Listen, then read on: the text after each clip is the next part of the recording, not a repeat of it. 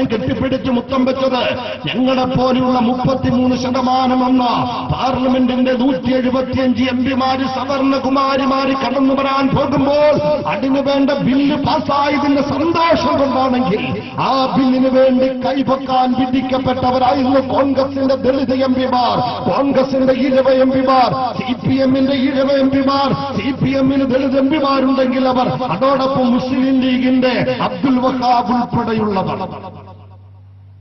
സാധാരണ ഒരു ചൊല്ലുണ്ട്, പലയിടത്തും പറയാറുണ്ട്, ഒരു കാലിന് മന്ത് വന്ന ഒരാള് അയാളെ മന്തിങ്ങനെ സഹിക്കാൻ കഴിയാതെ, അതിന്റെ വേദനയും അസ്വസ്ഥയും സഹിക്കാൻ കഴിയാതെ ഇങ്ങനെ നടന്നു പോകുമ്പോൾ മരത്തിൽ ഒരു വലിയ മരത്തിന്റെ വള്ളി ഇങ്ങനെ തൂങ്ങിക്കിടക്കുക. ഇയാൾ ഈ വേദനയൊന്നും സഹിക്കാൻ കഴിയാതെ അതിൽ കയറി അങ്ങോട്ട് തൂങ്ങിച്ചത്തു. അല്പം കഴിഞ്ഞ് അദ്ദേഹത്തെ തേടി അദ്ദേഹത്തിന്റെ ഭാര്യ വന്നു. ഈ ഭർത്താവ് തൂങ്ങിച്ചത്ത് കണ്ടിട്ട് ഭാര്യയും കയറി അങ്ങ് തൂങ്ങിച്ചത്തു. മൂന്നാമത് ഒരു ചെരുപ്പുകുട്ടി അതിലിങ്ങനെ നടന്നു വരിക. അയാൾ നോക്കുമ്പോ രണ്ടുപേര് തൂങ്ങിക്കിടക്കുന്നു. അയാളും കയറി അങ്ങോട്ട് തൂങ്ങി. നാലാമത് വന്ന ഒരു തമിഴനപ്പ ചോദിക്കുക, മന്ദനോ മന്ദൻ അവനോ തൂങ്ങി. മന്ത് പിടിച്ചയാള് തൂങ്ങി. അതിന് കാരണമുണ്ട്.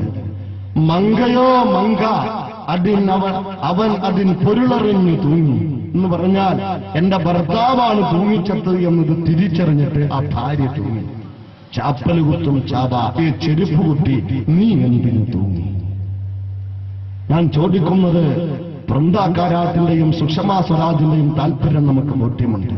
ഇന്ത്യ യൂണിയൻ മുസ്ലിം ലീഗിന്റെ അബ്ദുൽ വഹാബ് എന്ന രാജ്യസഭയിലെ ഒടുക്കത്തെ എംപി എന്തിന് ആ ബില്ലിന് വേണ്ടി കൈപൊക്കിയെന്ന് നിങ്ങൾ ആലോചിക്കണം.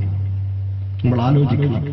ബ്രാഹ്മണിസത്തിന്റെ തന്ത്രത്തിന്റെ മുന്നിൽ ഒപ്പുചാർത്തുകയെന്നതിനപ്പുറത്ത് നിലവിലുള്ള സമുദായ രാഷ്ട്രീയം പറയുന്ന പ്രസ്ഥാനങ്ങൾക്ക് പോലും മാറി നിൽക്കാൻ പറ്റാത്ത സവർണാധിപത്യത്തിന്റെ അപകടത്തിലേക്ക് ജനാധിപത്യ ഇന്ത്യ മാറിക്കൊണ്ടിരിക്കുന്നു, അല്ലെങ്കിൽ തുടർന്നുകൊണ്ടിരിക്കുന്നുവെന്ന തിരിച്ചറിവാണ് എന്റെ പ്രിയപ്പെട്ടവർക്കുണ്ടാകേണ്ടത്.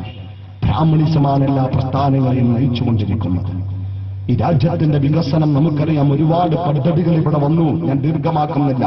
കഴിഞ്ഞ ദിവസം പത്രത്തിൽ നിങ്ങൾ കണ്ടു, 1.25 ലക്ഷത്തോളം ദളിതുകൾ നമ്മുടെ രാജ്യത്ത് ഒറ്റമുറി പുരയിൽ കിടക്കുന്നുവെന്ന് പറഞ്ഞാൽ അതിനപ്പുറത്തിന്റെ പ്രിയപ്പെട്ടവർ അറിയണം, 20 ലക്ഷം ആളുകൾക്ക് ഒരു തുണ്ട് ഭൂമിയില്ലാത്ത കേരള സംസ്ഥാനത്ത് രാജ്യത്തിന്റെ കണ്ണായ ഭൂമി മുഴുവനും ഇവിടുത്തെ സവർണ ഗ്രൂപ്പുകൾക്ക് പതിച്ചു കൊടുക്കുകയും ഹാരിസൺ ഗ്രൂപ്പ് ഉൾപ്പെടെയുള്ളവർ 25 ലക്ഷം ഏക്കർ ഭൂമി കൈയടക്കി വയ്ക്കുകയും ചെയ്യുമ്പോൾ ഇത് കൊച്ചു കേരളത്തിൽ സംഭവിച്ചുകൊണ്ടിരിക്കുന്നത് എന്ന് പറയുമ്പോൾ ഇവിടെ ഭരിക്കുന്നവർ